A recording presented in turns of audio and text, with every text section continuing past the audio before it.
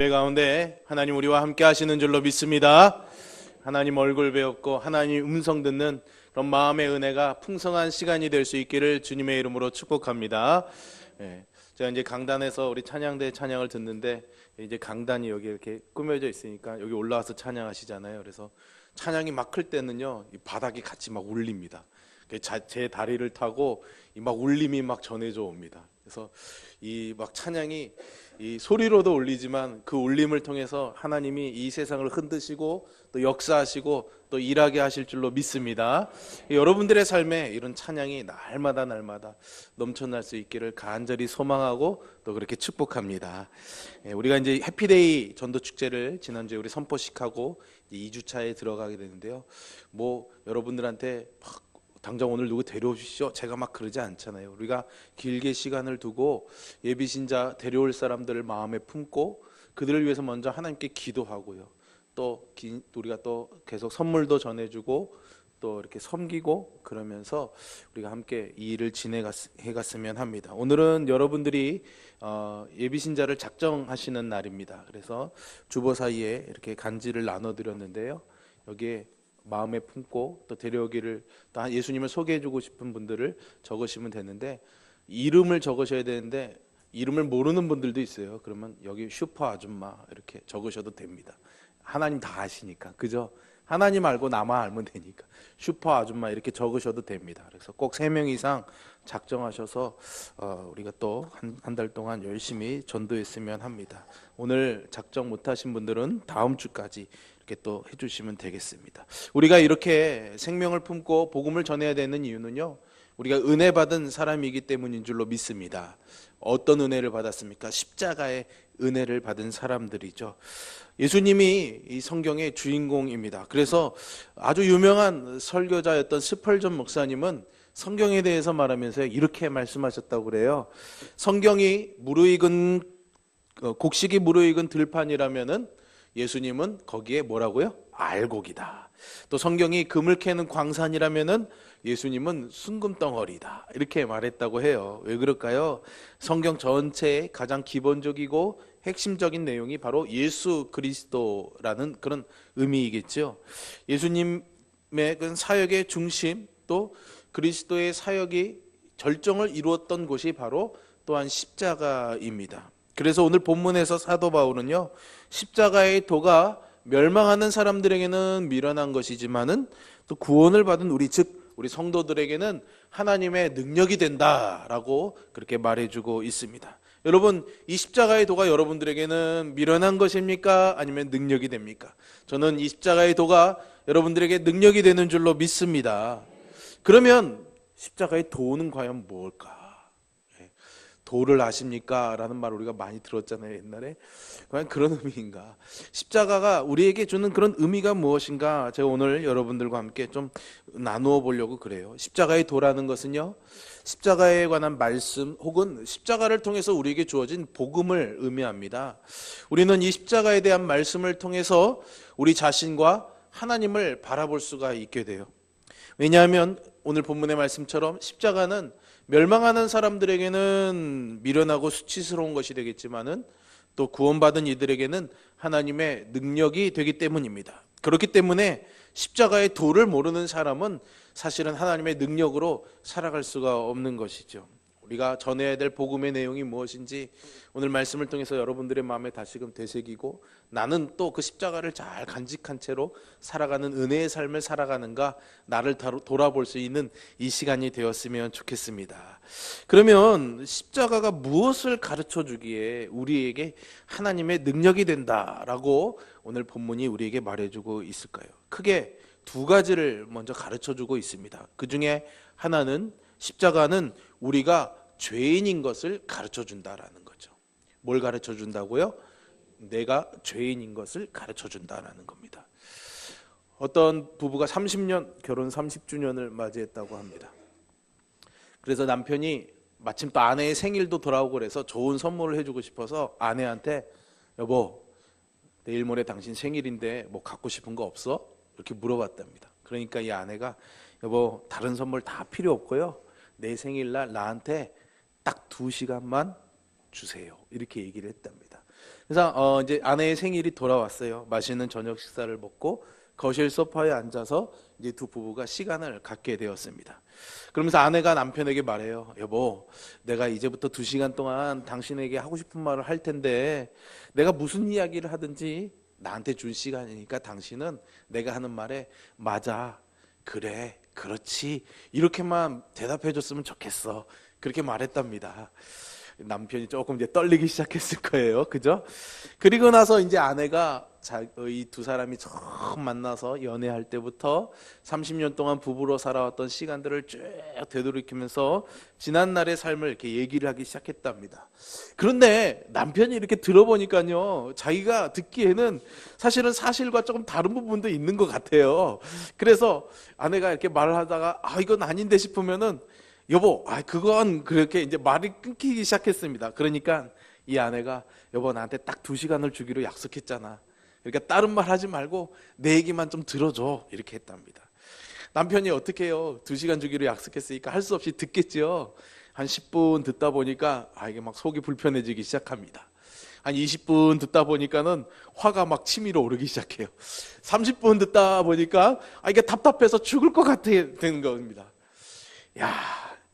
하지만 그렇게 아내의 이야기를 들으면서요, 지난 30년 시간 동안 아내가 무슨 생각을 하면서 살아왔는지, 어떻게 느끼며 살아왔는지를 귀 기울여 듣게 되었습니다.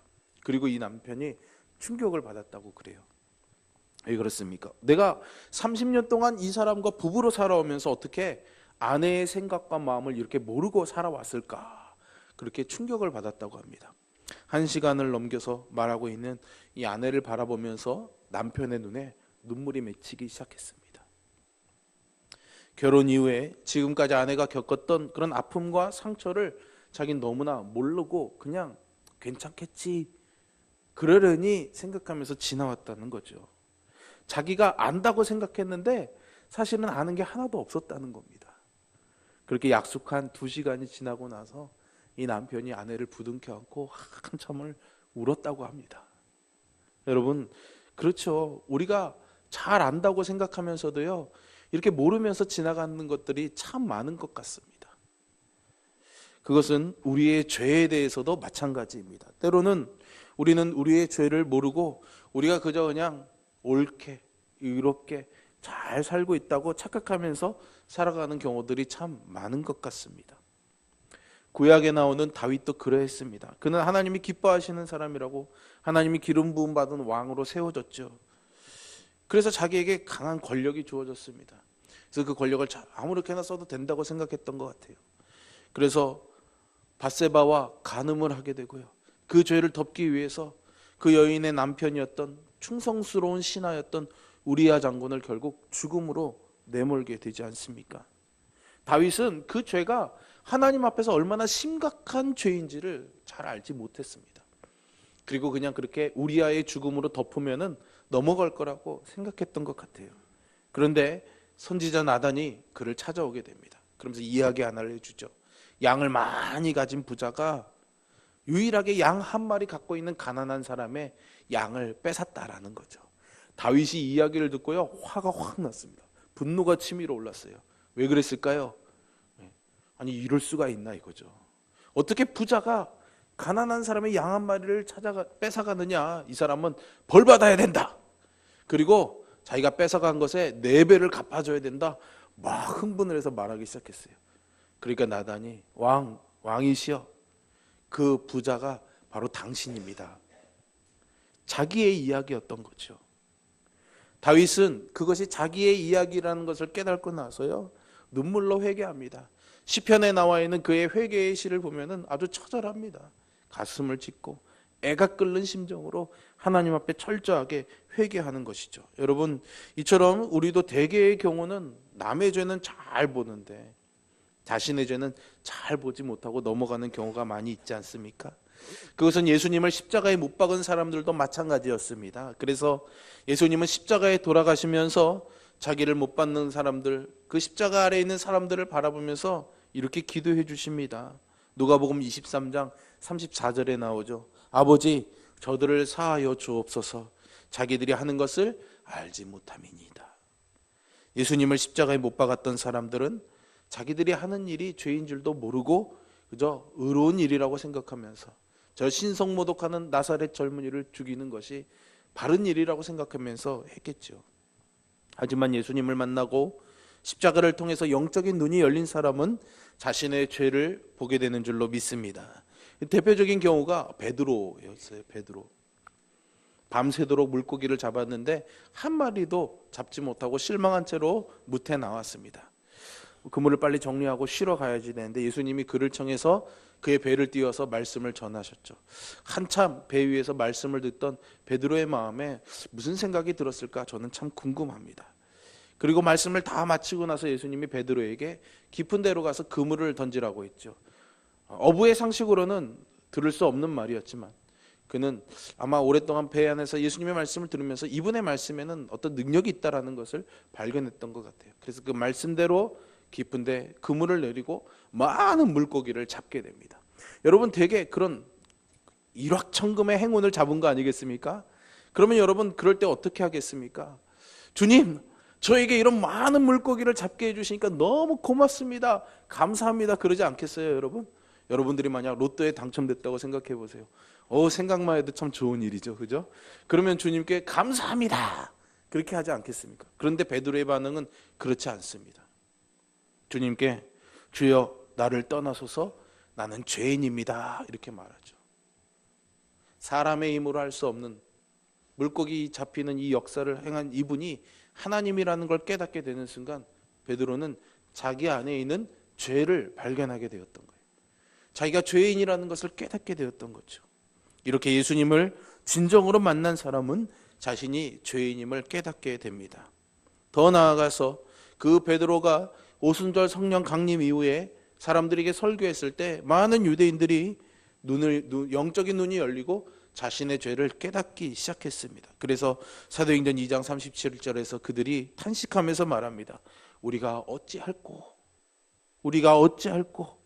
그렇게 탄식하며 회개했던 것이죠. 이것이 바로 십자가의 도, 즉 십자가의 복음의 능력인 줄로 믿습니다. 십자가의 도는요, 하나님의 아들 독생자 예수 그리스도가 십자가에서 죽으실 정도로 그렇게 자신을 내어줘야 할 만큼 우리가 죄인이라는 사실을 가르쳐주고 있습니다. 그럼 십자가를 통해서 내가 죄인이라는 것을 깨달은 사람은 어떤 삶을 살아가겠습니까? 먼저는요, 하나님과 사람 앞에서 자기의 의로움을 자랑하지 않습니다. 왜냐하면 내가 철저하게 죄인이라는 것을 깨닫기 때문이죠.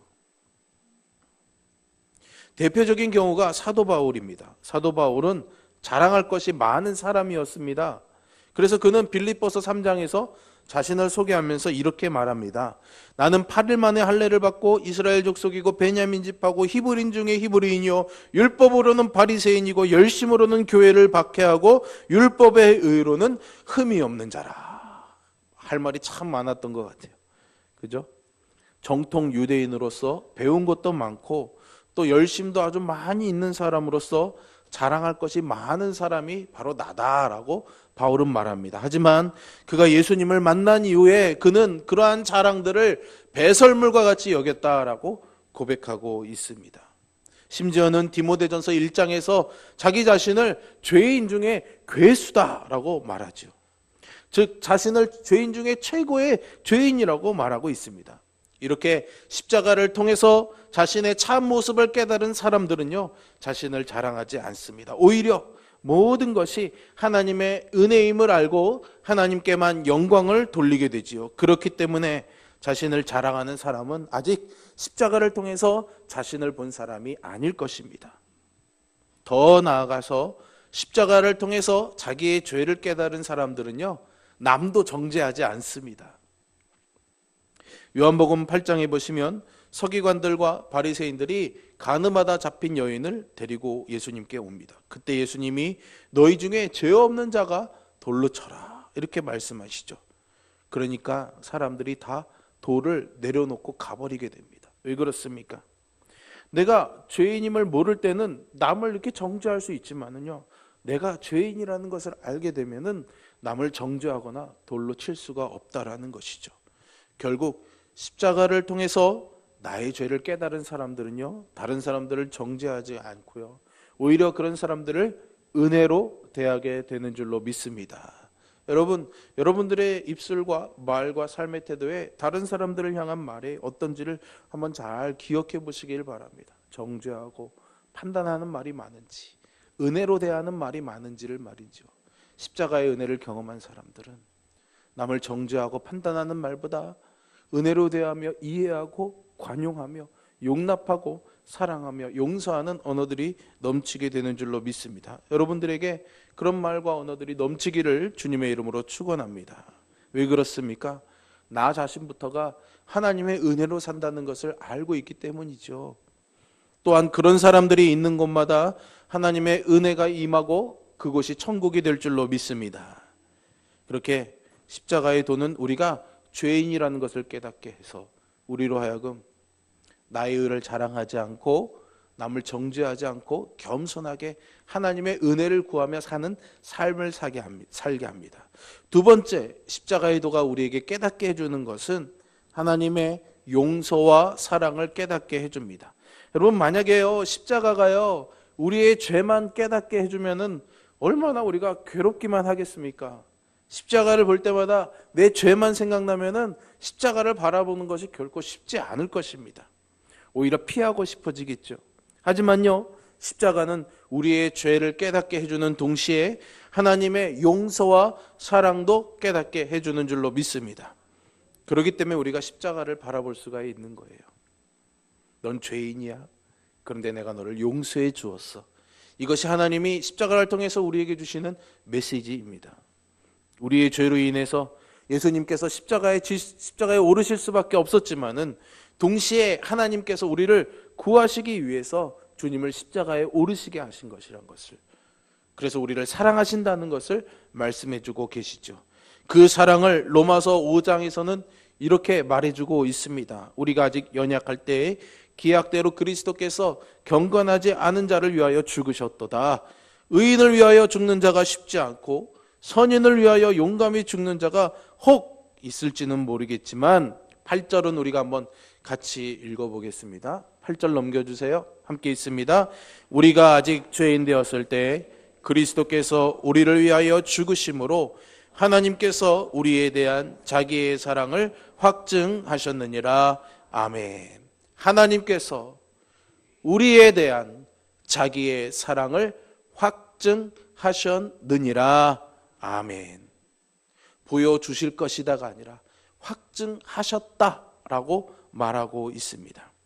하나님은 우리가 연약하고 죄인 되었을 때, 그리고 더 나아가서는 하나님과 원수가 되었을 때 예수님을 우리를 대신하여 십자가에 죽게 하셨고요, 그 은혜로 우리는 죄 용서함 받고 하나님의 자녀가 되는 줄로 믿습니다.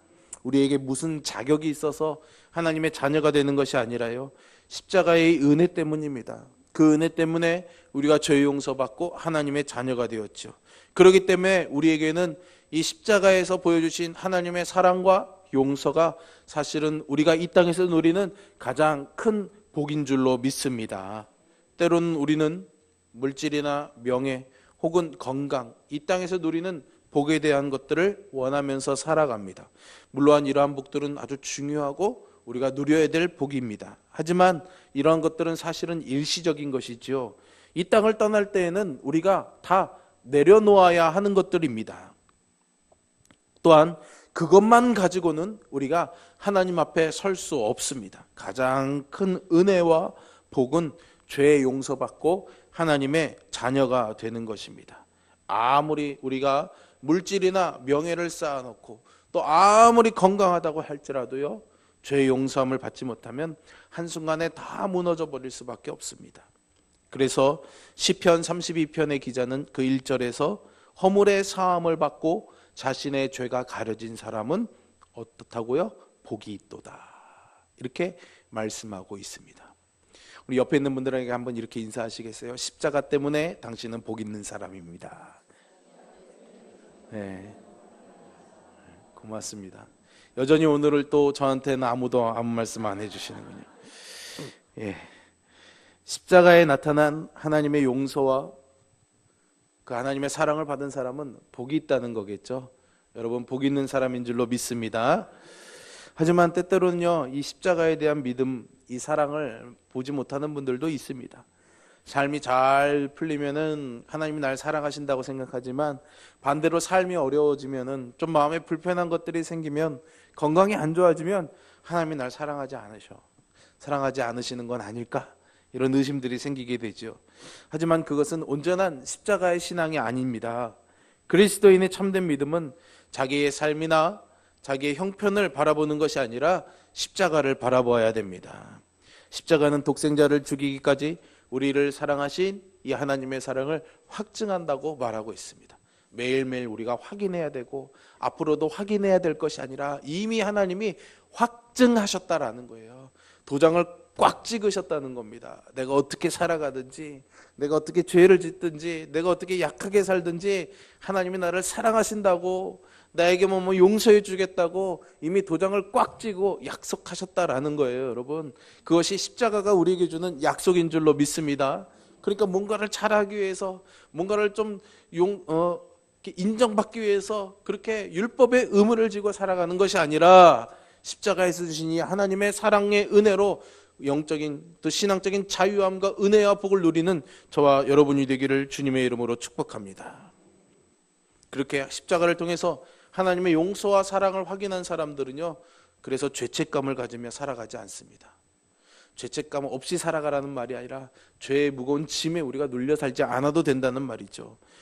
하나님께서 십자가를 통해서 우리를 용서하셨기 때문입니다. 감리교 신앙운동의 창시자였던 요한 웨슬리는요, 목사였습니다. 목사로 안수받고 선교사로 미국에 나갔다가 선교에서 실패하고 돌아오게 됩니다. 그러면서 자기가 고민을 하게 돼요. 난 정말 목사인가? 난 정말 하나님의 사람인가? 나는 정말 거듭난 사람인가? 왜 내가 거듭났고 하나님의 사람 종으로 일하는데 왜 이런 실패를 경험해야 되는가? 여전히 내 안엔 죄가 너무 많구나. 죄 많은 나를 하나님이 이렇게 쓰시지 않는구나. 이런 죄책감에 막 눌려 있었습니다. 어떻게 하면 여기서 벗어날 수 있을까 고민하고 갈등하다가요, 1738년 5월 24일 올더스게이트라는 거리에 있는 한 기도 모임에 그가 참여하게 됩니다. 그리고 그 가운데서 사회자가 마틴 루터의 로마서 서문을 읽을 때 의인은 오직 믿음으로 살리라 라는 이 말씀이 자기 마음에 꽉 하고 와서 부딪히게 돼요. 그리고 십자가를 통해서 나타난 하나님의 사랑과 용서를 깨닫게 됩니다. 그리고 그는 이렇게 말합니다. 그렇구나. 구원을 위하여 나는 다만 그리스도만 믿으면 되는구나. 주께서 십자가에서 나의 모든 죄를 다 거두어 가시고 나를 죄와 사망의 법에서 건져 주셨구나. 이제 나는 오직 예수님을 믿음으로 구원받는다는 것을 믿습니다. 그 순간에 요한 웨슬리를 누르고 있던 죄의 짐이 다 벗어지고 속죄의 은혜, 진정 회심하게 되는, 거듭나게 되는 놀라운 은혜를 경험하게 되는 거죠. 그가 목사일 때였습니다. 여러분, 우리가 신앙의 연조가 있고 어떤 경험이 있고 배움이 있다 할지라도 예수님을 십자가 앞에서 진정으로 만나지 못한다면 우리는 영원히 이 죄의 짐에 눌려 살 수밖에 없을 것입니다. 주님의 십자가의 은혜는 그런 우리를 죄의 짐에서 자유케 하시는 줄로 믿습니다. 이런 하나님의 용서와 사랑은 누가복음 15장에 나오는 탕자의 비유에서도 확인됩니다. 둘째 아들이 아버지가 죽기 전에 유산을 다 달라고 해서 먼 나라에 가서 다 탕진하고 돌아오잖아요. 그죠?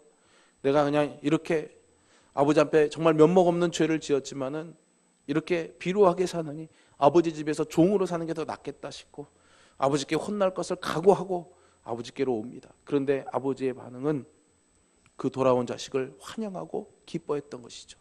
자식이 돌아오기 전부터 이미 아버지는 그를 용서하고 사랑으로 기다리고 있었던 것입니다. 이 하나님의 용서와 사랑을 깨닫게 될 때 우리는 진정한 회개의 은혜들을 누리게 될 줄로 믿습니다. 매맞는 것이 두려워서 하는 회개가 아니라 용서해 주시는 그 하나님의 사랑을 기억하며 회개하며 하나님 앞에 나오는 저와 여러분이 되기를 주님의 이름으로 축원합니다. 더 나아가서 이 하나님의 용서와 사랑을 확신하는 사람은 하나님의 축복도 확신하면서 살아가게 되는 줄로 믿습니다. 그래서 로마서 8장 32절에서는 우리에게 이렇게 말해요. 자기 아들을 아끼지 아니하시고 우리 모든 사람들을 위하여 내어주신 이가 어찌 그 아들과 함께 모든 것을 우리에게 주시지 아니하겠느냐. 그 아들과 함께 모든 것을 우리에게 주시지 아니하겠느냐. 독생자까지도 아끼지 아니하시고 우리를 용서하신 하나님인데 뭐가 아깝겠냐는 겁니다. 뭘 주지 못하겠냐라는 것이죠. 하나님이 우리를 사랑하시며 우리와 함께 하시며 우리를 축복하신다는 말입니다. 그러므로 십자가를 통해 하나님의 용서와 사랑을 깨달은 사람은 하나님께서 나를 축복하신다는 그 믿음을 가지고 살아야 될 줄로 믿습니다. 그것이 바로 십자가 중심의 믿음입니다. 하나님이 나를 용서해 주시니까, 나를 사랑해 주시니까 나는 하나님 안에서 잘 된다. 나는 하나님 안에서 잘 된다. 나는 하나님 안에서 잘 된다. 이 정도면 아멘이 크게 나와야 되는데, 나는 하나님 안에서 잘 된다. 이 믿음 가지고 살아가시기를 주님의 이름으로 축복합니다. 영적으로도 세상적인 삶에서도 잘 되는 저와 여러분이 되기를 주님의 이름으로 축원합니다. 그래서 우리는요, 예수님을 믿으면 십자가 앞에서 죄인인 것이 드러나기 때문에 부끄러울 수도 있지만은 내가 못났다고 하는 열등감, 좌절감, 혹은 낙심감에서 빠져 살아서는 안 됩니다. 그것은 환경이 어려워서가 아니라 십자가에 믿음이 없기 때문에 그런 마음이 오는 겁니다. 십자가를 통해서 죄의 용서와 구원의 믿음을 가진 사람은 그 십자가를 통해서 나타난 하나님의 사랑의 근거에서 축복의 믿음도 가져야 하는 것이죠. 사도 바울은 십자가의 은혜를 잠시도 잊지 않고 살아갔었습니다. 그래서 미쁘다 이 모든 말이요, 모든 사람이 받을 만한 이 말이요, 그리스도 예수께서 죄인을 구원하시려고 세상에 임하셨다라고 고백하고 있습니다. 바울은 그 은혜가 너무도 크고도 감격하여서 목숨도 아끼지 않고 십자가의 은혜를 증거하는 전도자의 삶을 살았습니다. 모든 사람들이 받아야 할 이 놀라운 십자가의 은혜를 오늘 나는 외면하고 있는 것은 아닌지, 아니면은 나 혼자만 간직하고 꽁꽁 싸매어두고 살아가고 있는 것은 아닌지 한번 돌아봐야 하겠습니다. 우리는 십자가를 진정으로 아는 자가 되고 십자가의 은혜를 가진 그 신앙적 양심을 가지고 날마다 십자가의 이 은혜를 증거하는 전도자가 되어야 하겠습니다. 믿음과 신앙의 양심을 가지고 십자가를 품고 전해야 하겠죠. 오늘 저와 여러분 우리 모두가 그런 십자가의 전달자가 되기를 주님의 이름으로 축원합니다. 기도하겠습니다. 살아계신 아버지 하나님, 오늘 십자가의 은혜 가운데로 우리를 불러주시니 감사합니다.